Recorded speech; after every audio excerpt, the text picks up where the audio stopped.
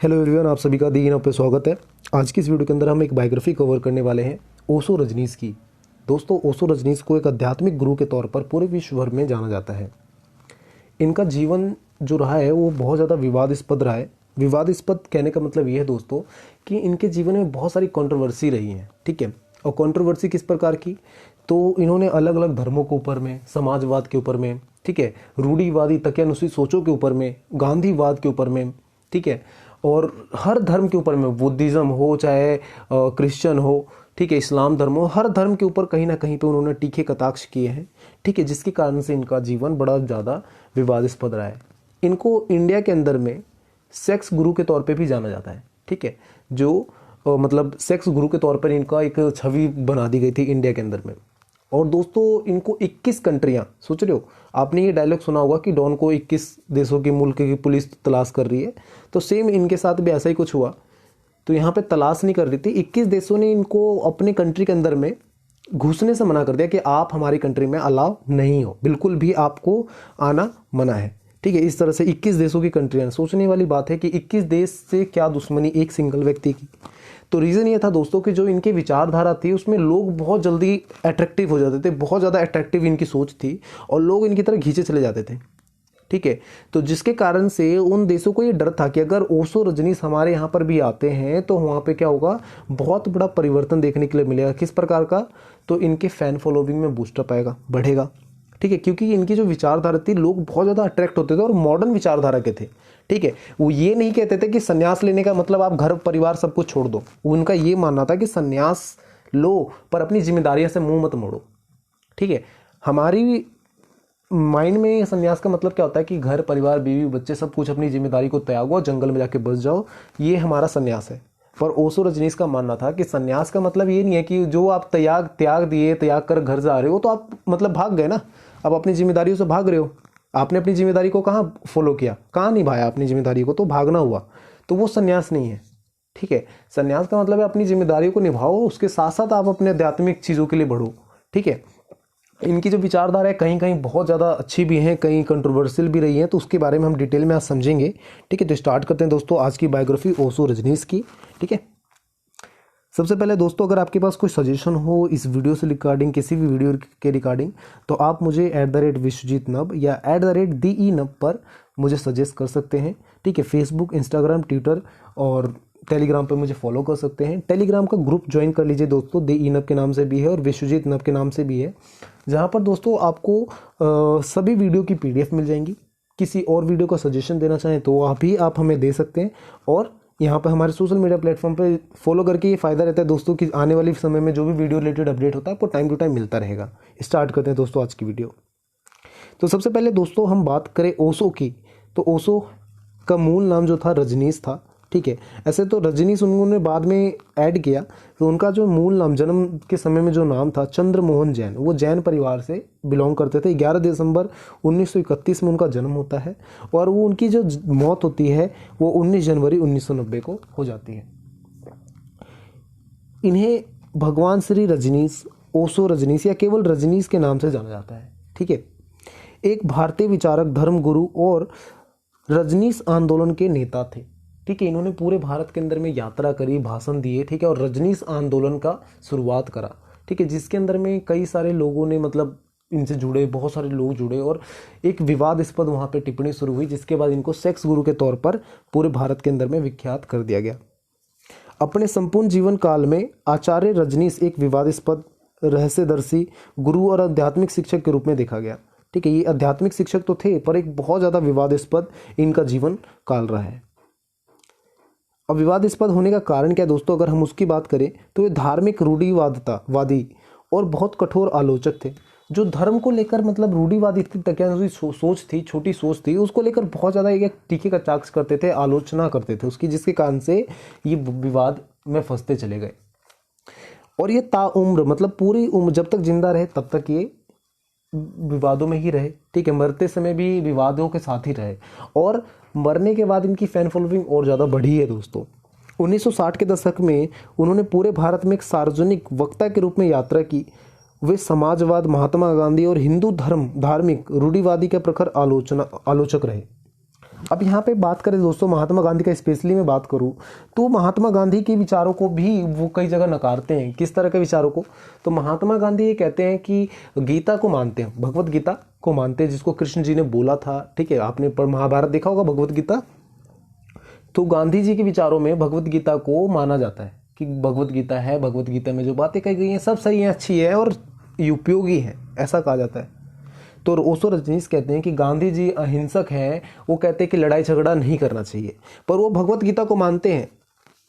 और भगवत गीता जिसने बोली है कृष्ण भगवान खुद प्रेरित करते हैं महाभारत के अंदर में कि लड़ाई करो, पर वो भगवत गीता को गांधी जी अहिंसक हैं और वो कहते हैं लड़ाई नहीं करो, पर जो जिसने भगवत गीता बोली है, जिसको विचारधारा को मानते हैं गांधी जी, वो बंदा कह रहा है कि लड़ाई करो। तो गांधी जी के वीर बारे में भी कहते हैं कि लड़ाई तो आप मना कर रहे हो करने के लिए, और जिसकी विचारधारा को मान रहे हो वो कह रहा है लड़ाई करो, तो कैसी विचारधारा है? तो इस तरह की चीज़ों के बारे में भी बोलते हैं। ठीक है, कि कहीं पे लड़ाई झगड़े भी संगत तौर पे बताए गए हैं इनके द्वारा। ठीक है, उन्होंने मानव कामुकता के प्रति ज़्यादा खुले विचार रवैया वकालत की है। जो सेक्स के रिलेटेड उन्होंने बहुत ओपनली मतलब बात करा, और आज के समय में क्या होता है दोस्तों, हम ओपनली इन सब चीज टॉपिक्स पे बात नहीं करते। तो जो ओशो रजनीश थे उन्होंने सेक्स को लेकर बहुत ही ज़्यादा ओपनली बातचीत करी है। ठीक है, लोगों के सामने रखा है, जिसके कारण से भारत तथा पश्चिमी देशों में भी आलोचना के पात्र है। हालांकि बाद में उनका यह दृष्टिकोण अधिक स्वीकार्य हो गया। जो आगे चल के जैसे जैसे लोग समय के साथ बीतते गए, तो उस समय उनके जो इस विचारधारा को था लोगों ने एक्सेप्ट किया और माना। चंद्रमोहन जैन का जो जन्म था भारत के मध्य प्रदेश के रायसेन शहर में कुचवाड़ा गांव में हुआ था। ये ओशो शब्द की उत्पत्ति का संबंध जो है, एक धारणा के अनुसार ये बताया जाता है कि उनके मतलब खुद को ओशो कहते थे, और ओशो का उनको आइडिया कहाँ से आया, वो खुद ही अपना नाम ओशो रखा उन्होंने। ठीक है, कोई ये नहीं कि आपको कोई शिक्षा प्राप्त होने के बाद ओशो, और इसका आइडिया कहाँ से आया उन्हें, तो विलियम जेम्स की एक कविता है ओसोनिक एक्सपीरियंस। ठीक है, ओसोनिक एक्सपीरियंस के जो ओसोनिक वर्ड है उसी से उन्होंने ओशो बनाया। ठीक है, और ओसोनिक का अर्थ होता है सागर में विलीन होना। ठीक है, तो वो क्या कहते थे कि जो भी वक्त मेरे पास आएगा वो मेरे अंदर विलीन हो जाएगा, मेरे अंदर खो जाएगा। ठीक है, तो इस कारण से उन्होंने अपना नाम ओशो रखा। ठीक है, ओशो समझ में आता है दोस्तों। आगे बात करें दोस्तों, तो ओशो रजनीश के विचारों का प्रचार करने के लिए मुंबई में शुरू किया उन्होंने। मुंबई से मतलब अपनी प्रचार प्रसार शुरू किया अपने विचारों को लोगों तक पहुंचाने के लिए। इसके बाद पुणे में उन्होंने एक अपना आश्रम स्थापित किया, जिसमें विभिन्न प्रकार के उपचार विधान पेश किए जाते थे। अलग अलग तरह के आइडियोलॉजी, अलग अलग तरह की थिंकिंग्स बताई जाती थी उसमें। इन्होंने हजारों किताबें लिखी हैं दोस्तों, कई तरह के लैंग्वेज जानते थे, कई देशों में इन्होंने ट्रैवल किया है, बहुत ज़्यादा इनकी वो रही है। तत्कालीन भारत सरकार के कुछ मतभेद के बाद उन्होंने अपने आश्रम को ऑरेगन अमेरिका में स्थानांतरण कर दिया। दोस्तों ये 1985-81 की बात है, 1981-82 की बात है, जब क्या होता है कि जो ओशो रजनीश होते हैं उस समय जनता पार्टी की सरकार होती है। ठीक है, जनता पार्टी की सरकार होती है केंद्र के अंदर में भारत में, और उनसे विवादास्पद कुछ चीज़ें चल रही होती हैं, इन दोनों में बनती नहीं आपस में। तो उसके बाद ये क्या करते हैं, अपनी पूरी आश्रम को अमेरिका में शिफ्ट कर देते हैं। सोचने वाली बात है, अगर आज के समय में सरकार के साथ कुछ हो तो एक जगह से दूसरी जगह जाते हैं। ये भारत छोड़कर अमेरिका गए और वहाँ पे पूरा आश्रम बना लिया, और इतना बड़ा आश्रम दोस्तों जिसका नाम पूरा एक तरह से शहर था, वो ऑरेगन सिटी के अंदर में बसा हुआ, जिसका नाम रजनीशपुरम उनके भक्तों ने रखा। ठीक है, जिसके अंदर में हर तरह की लग्जरियस फैसिलिटी थी, चाहे आप मॉल की बात करो, इनका खुद का सिक्योरिटी गार्ड, मतलब पूरा पुलिस सिस्टम। ठीक है, कोर्ट अदालत वकील जो भी चाहिए सारा कुछ उस रजनीशपुरम गांव शहर में पूरा मिलता था। एक पूरा शहर था, वो पूरा खुद का एक सिटी थी। ठीक है, रजनीशपुरम नाम का। और वो इस तरह से अमेरिका में तो चले गए, पर 1985 में क्या होता है, एक food poisoning, massive food poisoning करके केस आता है उनके आश्रम के अंदर में, जिसके बाद वहाँ की सरकार और वहाँ के जो लोग थे वो बहुत ज़्यादा एक्टिव हो गए। ठीक है, और उन्होंने मतलब वहाँ पे आश्रम में मतलब सरकार ने एक तरह से निकालने का आदेश दे दिया कि यहाँ से हटाओ भाई, ख़त्म करो सारा। तो उसके बाद वो वहाँ से निर्वासित कर दिया गया, अमेरिका से उन्हें हटा दिया गया, निकाल दिया गया। ठीक है, अमेरिका से निकलने के बाद वो 21 देशों में जाने की कोशिश किया उन्होंने, 21 अलग अलग देशों में, जिसके बाद सभी देशों ने अपने मतलब अंदर देश के अंदर आने का दरवाज़ा बंद कर दिया ओशो रजनीश के लिए। कारण यह था दोस्तों कि सभी को ये डर था, जिस तरह का अमेरिका अंदर में मैसिव इनका फ़ैन फॉलोइंग बनी, ठीक है, ऑरेगन सिटी के अंदर में, तो बाकी लोगों के अंदर में भी ये डर आ गया था कि अगर ओशो रजनीश हमारे यहाँ पे आते हैं तो ये तो बहुत ज़्यादा बड़ी बात, प्रॉब्लम की बात हो जाएगी यहाँ पे आने के बाद, ठीक है। इवन जो क्रिश्चियन धर्म थे, इस्लाम धर्म थे, सभी के अंदर में खौफ पैदा हो गया था कि ओशो रजनीश की जो विचारधारा है वो हम सबको तीखे कटाक्ष में करती है, और कहीं ना कहीं लोग इससे प्रभावित हो रहे हैं और बहुत ज़्यादा प्रभावित हो रहे हैं। अगर लोग प्रभावित होंगे तो इनसे जुड़ेंगे तो यार बहुत ज़्यादा इनके मतलब फैन फॉलोइंग बढ़ेगी और एक तरह सरकार, खुद की सरकार बन जाएगी इनकी। एक इनका इस तरह की डर थी, ठीक है, जिसके बाद 21 देशों ने इनको ठुकरा दिया। जब सभी देशों ने मना कर देते हैं इनको एंट्री देने से, तो ये वापस पुणे आते हैं और भारत के अपने आश्रम में अंतिम जीवन व्यतीत करते हैं। इनका ये नहीं था कि जब तक जिंदा थे तभी तक ये विवादों में रहे, मरने के बाद भी ये विवादों में रहे। रीज़न ये था दोस्तों कि जब ये मरे तो इनका मृत्यु एक अनिश्चित दिखाया गया, ठीक है, किसी तरह का कोई अपडेट नहीं मिला। जो इनके डॉक्टर थे, इनके बुलाया गया, इनके आश्रम से इनके डॉक्टर को बुलाया गया कि इनकी तबीयत खराब है, आ जाइए, पर इनके डॉक्टर को इनसे मिलने नहीं दिया जब तक इनकी मृत्यु नहीं हो गई, ठीक है। डॉक्टर से ज़बरदस्ती लिखवाया गया कि इनका हार्ट अटैक है, और आज तक क्लियर नहीं हो पाया कि कैसे मरे, क्यों मरे, इनके चीज़ों को छुपाया गया, ठीक है, ये कहा जाता है। आगे बात करते हैं दोस्तों, तो इनके बचपन एवं किशोरावस्था की बात करें तो क्या था, तो इनके बचपन का जो मूल नाम था चंद्रमोहन जैन था। अपने पिता के 11वें संतान के सबसे बड़े संतान के तौर पे थे। इनके पिता जो थे, 11 बच्चे थे इनके पिता के, और सबसे बड़े संतान यही थे। इनका जन्म मध्य प्रदेश के रायसेन जिले के अंतर्गत आने वाले कुचवाड़ा गांव में हुआ था। इनके माता पिता श्री बाबूलाल और सरस्वती जैन, जो कि तरनपंथी दिगंबर जैन थे, ठीक है, ये जैन फैमिली से बिलोंग करते थे। उन्होंने अपने मतलब ननिहाल में ही 7 वर्ष तक की उम्र में रखा गया, ठीक है। ये बचपन में जैसे पैदा हुए उसके बाद कुछ समय बाद ये नानी घर में चले गए अपने ननिहाल, वहाँ पे 7 वर्ष की एज तक रहे, और वहीं से इनकी नानी के जो किस्से कहानियाँ सुनते थे, वहीं से इनके मन में एक मतलब विचारधारा उत्पन्न हुई कि भाई ये सब सारी चीज़ें ढकोसले हैं, ढोंग हैं, और इन सब चीज़ों से दूर रहो, ये सारी चीज़ें, मतलब एक नास्तिक बन चुके थे वो वहीं से, ठीक है।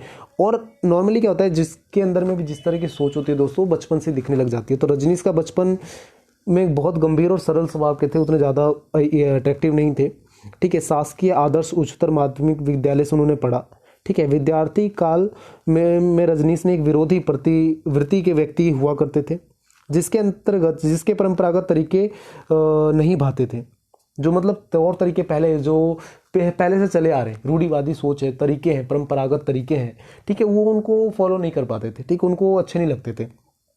किशोरावस्था में आते आते रजनीश नास्तिक बन चुके थे। उन्होंने ईश्वर और आस्तिकता पर भी जरा भी विश्वास नहीं किया, ठीक है। तो मतलब वो ईश्वर भगवान जैसी चीज़ों को मानते ही नहीं थे, हमेशा उनका विरोध करते हुए रहे। अगर हम उनके जीवन काल की बात करें कि आगे जीवन काल में उनका क्या रहा, किस प्रकार का रहा, तो वर्ष 1957 में संस्कृत के लेक्चरर के तौर पर रजनीश ने रायपुर विश्वविद्यालय में ज्वाइन किया, ठीक है, एज ए लेक्चरर के तौर पर, संस्कृत का लेक्चरर के तौर पर ज्वाइन किया। पर जो उनकी परंपरागत धारणाएं थी, गैर परंपरागत धारणाएं और जीवन व्यापन करने के तरीके से छात्रों को नैतिक आचरण के लिए आघात समझते हुए विद्यालय के कुलपति, जो वाइस चांसलर होते हैं, चांसलर ने उनको ट्रांसफ़र कर दिया, ठीक है। अगले ही वर्ष वो दर्शन शास्त्र के लेक्चरर के रूप में जबलपुर यूनिवर्सिटी में शामिल हुए। नेक्स्ट ईयर वो क्या करते हैं, दर्शन शास्त्र के लेक्चरर के रूप में जबलपुर यूनिवर्सिटी में जाते हैं पढ़ाने के लिए।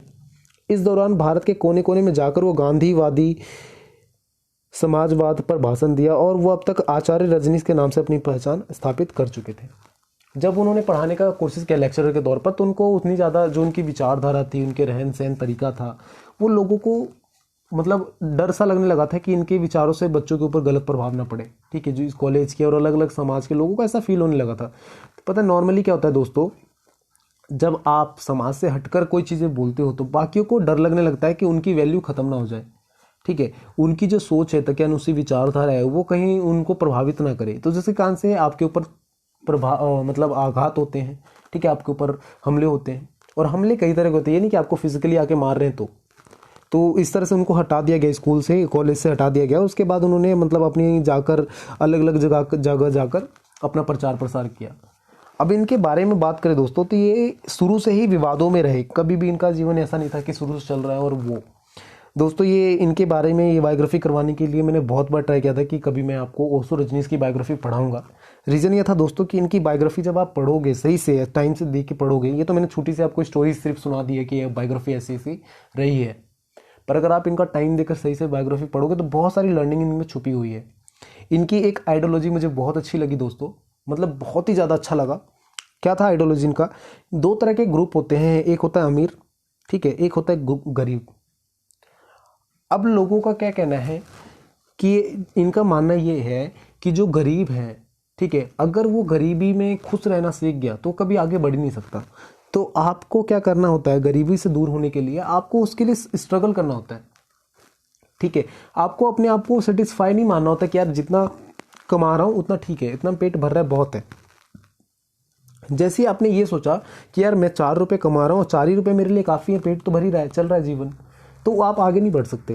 जैसे आपको ये कम लगने लगेगा ना और आपके अंदर लालच जगेगी और चाहिए, तब आप आगे की ओर बढ़ोगे। ये इनका विचारधारा था जो मुझे बहुत अच्छा लगा कि जब आप किसी चीज़ से सेटिस्फाई नहीं होते तब आप आगे के लिए ट्राई करते हो। जब आप सेटिस्फाई हो जाते हो, हाँ ठीक है बस यही चाहिए था, तो आप आगे के लिए नहीं सोचते हो, ठीक है। अगर आप किसी सब्जेक्ट को पढ़ रहे हो, आपके 10 नंबर आ रहे हैं और आप सोच रहे हो बस 10 नंबर ही इनफ है, ठीक है, तो आगे के लिए नहीं ट्राई करोगे। 100 नंबर का पेपर है यार, 10 से क्यों चाहिए, 10 ही क्यों चाहिए। 100 नंबर का पेपर है, 33 वाले पास होते तो हमें 33 ही क्यों चाहिए, 100 क्यों नहीं चाहिए, 100 के लिए सोचो ना। इनका ये है थिंकिंग थी दोस्तों, ठीक है। तो बहुत अच्छी थी। इनको को लोगों ने ये भी कहा कि ये सिर्फ अमीरों के ही दार्शनिक रहे हैं, अमीरों के ही धर्मगुरु रहे हैं, गरीबों की नहीं सुनते थे, ठीक है। तो इनको गरीब मतलब एक लग्जरियस गुरु के तौर पे इनको दिखाया गया। इनकी जो लाइफ थी बहुत ज़्यादा लग्जरी रही है, ठीक है। इनके पास मतलब इतनी सारी कारें, लग्जरी घड़ियाँ, कार, घर, हवेली, बंगले सब कुछ थे, ठीक है। तो इनको लग्जरी गुरु के तौर पे भी देखा गया कि भाई बहुत ही आलीशान जीवन जीते थे और मतलब हर तरह की सुख सुविधा ऐशो आराम इनके पास थी। पर ये शुरू से ही विवादों में रहे, चाहे आप वो अमेरिका में गए हों, चाहे ऑर्गन सिटी के अंदर में अपना साम्राज्य स्थापित किया हो। एक तरह से साम्राज्य ही था दोस्तों रजनीशपुरम नाम का, ठीक है। साम्राज्य क्यों कह रहा हूँ, क्योंकि वहाँ पे उनकी हर तरह की व्यवस्था थी, उनकी खुद की एक करेंसी के तौर पर चलती थी, ठीक है। खुद का पुलिस, खुद की सुरक्षा बल उनके थे, ठीक है। खुद का कोर्ट, खुद का अदालत, सब कुछ एक तरह से पूरा सिटी था और बहुत बड़े इलाके में बसा हुआ था। और दोस्तों एक मजे की बात यह भी है कि जब वो रजनीशपुरम बसा रहे थे, ठीक है, तो उनके फॉलोवर्स ने उनका नाम रजनीशपुरम रखा था, ठीक है। और उस समय उस जगह का जो जमीन थी वो बंजर जमीन थी, पूरी पूरी बंजर जमीन थी, बहुत बड़ी। उनके फॉलोवर्स ने ऐसी शक्ति थी कि 1 साल के अंदर में ही उसको इतना हरियाली कर दिया, इतना ज़्यादा उपजाऊ जमीन बना दिया कि सारा कुछ, सारी सुविधा उस जमीन से ही होती थी, ठीक है। इस तरह की चीज़ें थी दोस्तों। तो बहुत बड़ा व्यक्तित्व इनका पूरे भारत और पूरे विश्व के सामने रहा है, ठीक है।